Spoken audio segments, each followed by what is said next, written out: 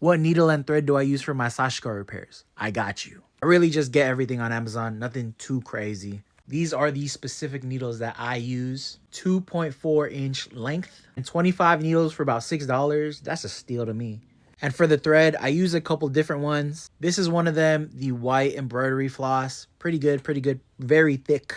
And this is the thinner one I use. I double up on the thread to make it a little bit thicker. It's also like an off-white eggshell, natural white color thread. And if we want to go into colors, this is what I buy. It's a pack. Comes with the whole ass rainbow.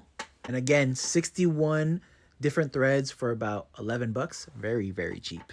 And this is my secret weapon, y'all. A ring thimble. This will save your fingertips, man. But that is what I use for my Sashiko repairs. If you guys have any more questions, let me know.